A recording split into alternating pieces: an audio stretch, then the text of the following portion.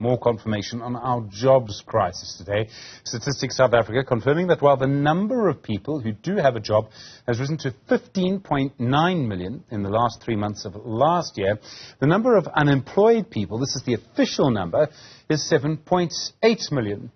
The number of people who are not economically active, it's defined differently, is around 13.4 million. To put it another way, millions of people who want to work are not able to. Lindi, Mkhumbane, is a member. It's from Cry of the Xcluded. Lindi, good afternoon to you. We all know our economy is simply failing millions of people.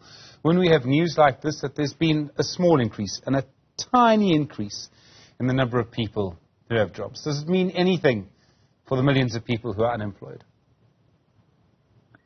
Good afternoon, Stephen, and good afternoon to the viewers at home, and thank you for having us. Well, you cannot celebrate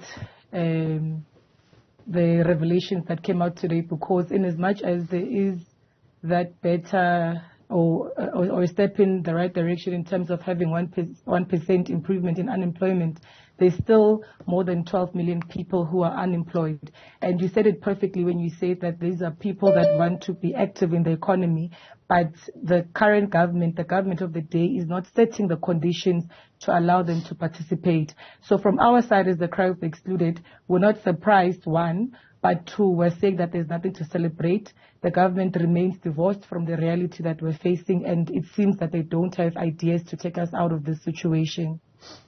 We've been talking quite a lot recently about how difficult life is for people, excuse me, sorry, Lindi, how difficult life is for people who are actually working. In other words, how difficult it is to feed a family on a very low income. I'm presuming that over the last, let's call it 3 years, life for people who have no income at all has just got so much worse, so much harder. Indeed, Stephen, it has just gotten worse, and all we've received from government is promises. And if you're looking at that aspect of looking at how life has gotten worse, we have made several proposals to government to, at least while we're fighting the issue of unemployment, to have the implementation of a basic income grant with immediate effect. The President on the 9th of October said that work is being done to ensure that we have a basic income grant implemented on a targeted level. But then the finance minister comes in on the 22nd. He says nothing about a basic income grant. He just speaks about how the SRD grant is going to be extended for a year. And the value of that SRD grant is now sitting at 277 rands, 20% less than what it was when it was first implemented. So it tells you that for the person who's unemployed, it is more difficult to put food on the table. It is more difficult to look for employment. It is more difficult to look after children. And the government is not coming on board to fix those issues. You would have thought that the July unrest of 2021 would have taught them a lesson, but seemingly that is not the case. You talk about a basic income grant, and I realize how that would make such a big difference to so many people. Apart from that, you made the point earlier that government needs to create the right conditions in the ground for employment. What conditions would those be? What would you change with regards to government policy specifically to create jobs? Well, from our side, we're proposing that government, first of all, must divorce itself from the austerity policies. They don't work. They haven't worked anywhere in the world. They just plunge more people into poverty.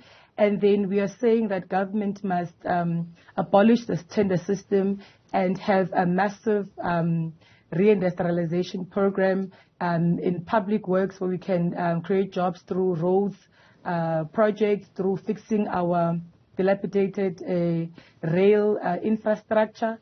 Government in this country, Stephen, you know very well that we're sitting in a situation where 80% of the land is sitting in the hands of the minority. We can have a land redistribution program that will be followed by an agrarian program where we can produce our own food locally, we can process our own food. That will create hundreds of thousands of jobs. But further, when we're there, currently all over the world, we're moving towards green or clean new energy. Now, jobs are going to come around with the inputs that are going to be needed to put all those things in place and the like. Government must not miss the opportunity to make sure that all that is going to be needed to facilitate this clean new energy. We have the inputs produced here at home to employ the youth here at home. Also, the minerals that are being dug from the belly of our earth, they are dug by our brothers and sisters, but they leave the continent to other areas where they create employment for other people. Transnational corporations have got a large footprint in our country. They are involved in illicit financial flows. They're involved in wage evasion, where even our brothers and sisters who are working, when they come onto the table, they get told that there is no money to increase wages. And this is because money is leaving the country illegally. Those are the ways in which government can come to the table and try and fix this. And even where government, Stephen, is employing, check the figures that came out today. Government last year didn't fill vacancies in the public sector, where effectively we're saying that government is involved in retrenchment processes, even if it's through natural attrition or people just retiring. Government does not fill those posts. So government needs to be honest. It's 29 years in. It needs to set those conditions and move away from speeches. We know the problems. Now it's time to implement. Government needs to fill posts. You know, last week in Parliament, Stephen, before I let go, we were with doctors outside Parliament who were complaining about not having employment. And you wonder how that is possible when you're looking at our healthcare practitioner to patient ratio, you know, so it just shows that government is aware, we're all aware of what is happening, but there's just no political will to move us out of this indignity that we're facing in this country as there are more than 12 million people that are unemployed. There's so many reasons for this. I mean, economists have all sorts of names for it. There's structural unemployment, there's this, there's that. One thing which I still find amazing, there are two things that I find amazing to this. The one is that unemployment, and particularly youth unemployment, is a regional problem. It's all of southern Africa, Zimbabwe, Botswana, Namibia, Eswatini. That's the one thing. And then the other is that unemployment in South Africa, the number of people without a job, has gone up almost consistently entirely since the 1970s. So it doesn't matter which government was in charge, unemployment's gone up. I mean, this talks to a really deep-seated problem. I mean, why do you think the politicians have all failed? Do they just not care?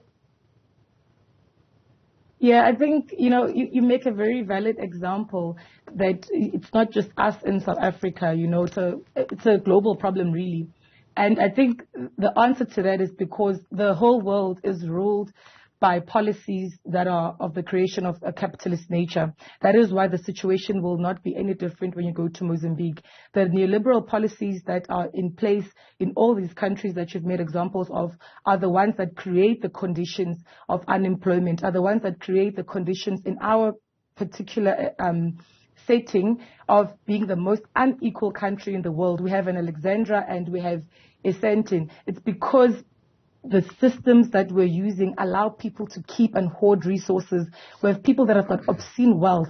You know, if we can introduce something like a wealth tax in this country, research has shown that we can get over 143 billion rand just out of the hands of 340,000 people, and they'd still be able to continue living large. It's not that they're going to be left with nothing, but the conditions of capitalism, the neoliberal policies of privatizations create the conditions of keeping people in the majority on the periphery of economic activity.